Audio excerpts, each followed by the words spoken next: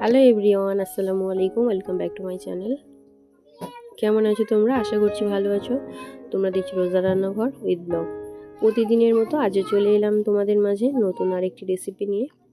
আজকে আমার রেসিপি থাকছে বাগানের তাজা তাজা ওলকপি পালং শাক দিয়ে পুঁটি মাছের তরকারি।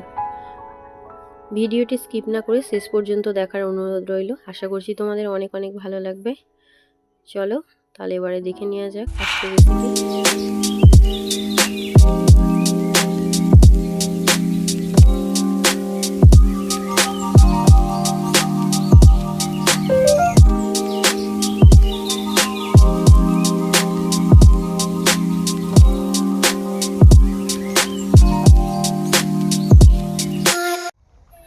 এখন দেখতে পাচ্ছ চলে এসেছি বাগানে, যেহেতু ওলকপি পালং শাকের তরকারি হবে পুঁটি মাছ দিয়ে, তার জন্য এখান থেকে পালং শাক ওলকপি সব তুলে নেব। পালং শাক ওলকপি তোলা হয়ে গিয়েছে, এবারে বাড়ির দিকে চলে যাব।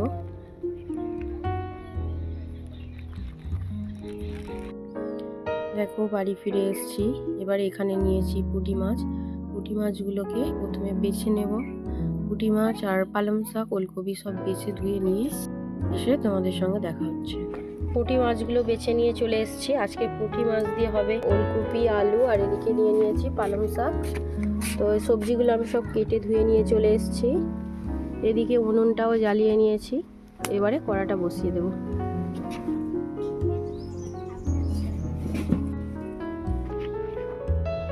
মাছে নুন হলুদ মাখিয়ে নেব।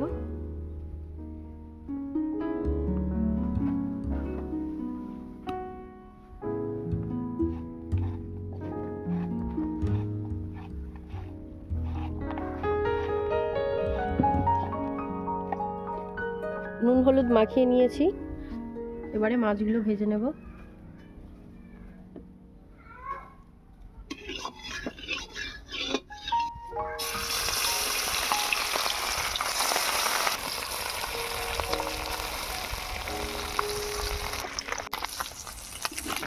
মাছগুলোর একটা সাইড ভাজা হয়ে গিয়েছে, আবার একটা সাইড ভালো করে ভেজে নেব।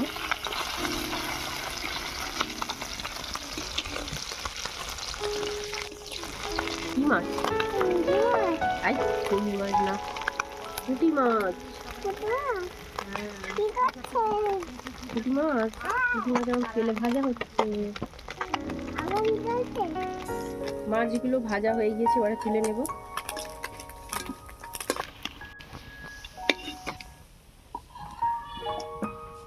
আবারও বাকি মাছগুলো ভেজে নেব।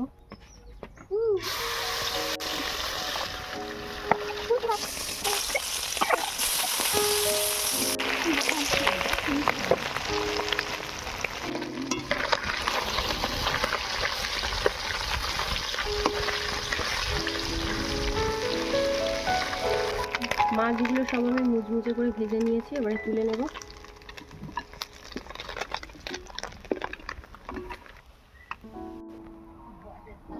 এবারে তরকারিটা বসিয়ে দেব। সরিষার তেল দিয়ে দিলাম। এবারে দিয়ে দেবো পেঁয়াজ কুচি,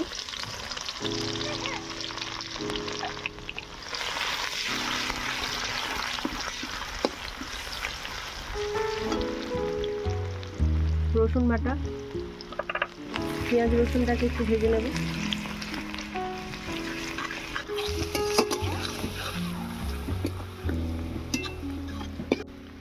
পেঁয়াজ রসুনটা ভাজা ভাজা হয়ে এসছে, এবারে দিয়ে দেবো হলুদ গুঁড়ো, লঙ্কা গুঁড়ো, জিরে গুঁড়ো, ধনে গুঁড়ো, মরিচ গুঁড়ো, স্বাদ মতো নুন,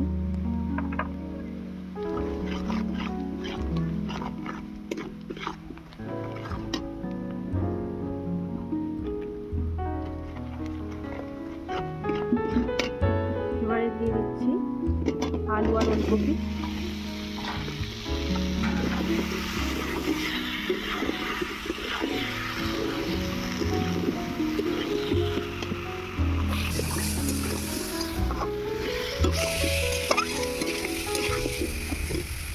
জল দিয়ে আলু আর ওলকপিটা কষিয়ে নেব।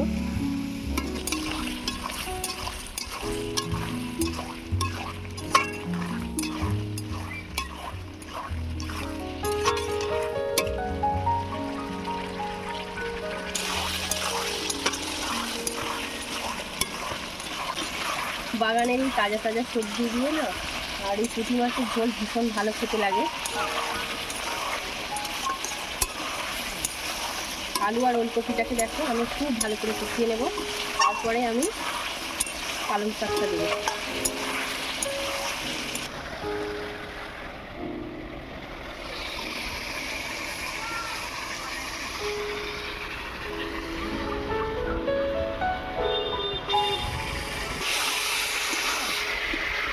আলু আর ওলকপিটা দেখো আমি বেশ ভালো করে কষিয়ে নিয়েছি।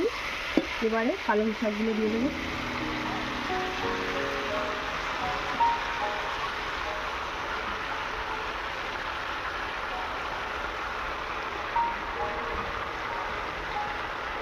এই এত পালং শাক কি বলো তো একদম গলে অল্প হয়ে যাবে।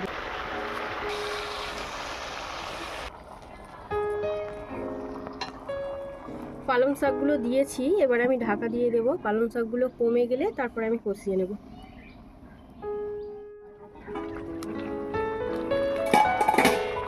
দেখো কতটা পালং শাকগুলো কমে গিয়েছে। এবারে আমি পালং শাকটাকে ভালো করে আলু আর ওলকপির সঙ্গে কষিয়ে নেব।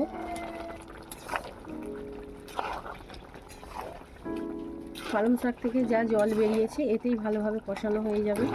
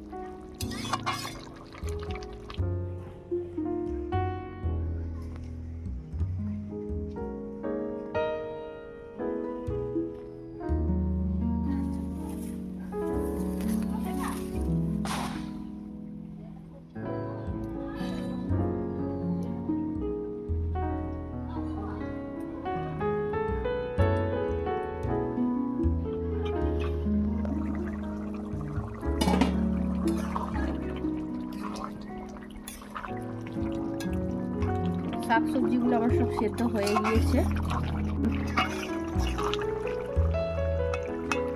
সবজিগুলো সব সেদ্ধ হয়ে গিয়েছে। এবারে আমি পুঁটি মাছগুলো দিয়ে দেবো।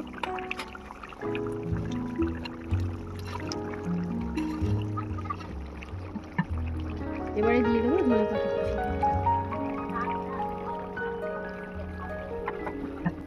ঢাকা দিয়ে এবারে 3 মিনিট ফুটিয়ে নেব।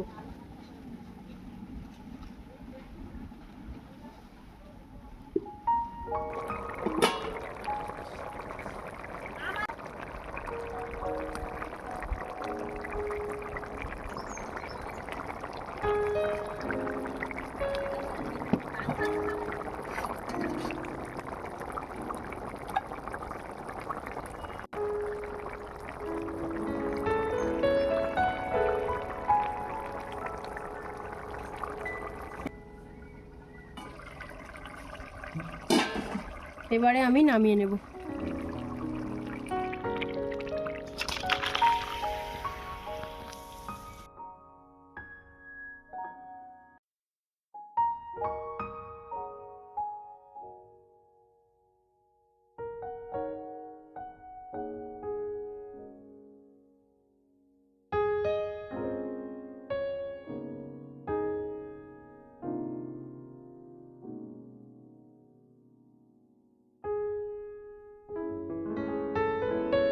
আমার আজকের ওলকপি পালং শাক পুঁটি মাছের তরকারি তোমাদের কেমন লেগেছে অবশ্যই কমেন্টে জানাবে। যদি আজকের রেসিপি ভালো লেগে থাকে লাইক কমেন্ট শেয়ার সাবস্ক্রাইব করে আমার পাশে থেকো। আর যারা ফেসবুক থেকে দেখছো অবশ্যই আমার পেজটা ফলো করে দিও। দেখা হচ্ছে আবারও নেক্সট অন্য কোনো রেসিপির সাথে। ভালো থেকো, সুস্থ থেকো, পরিবারের খেয়াল রেখো। বাই, আল্লাহ হাফিজ।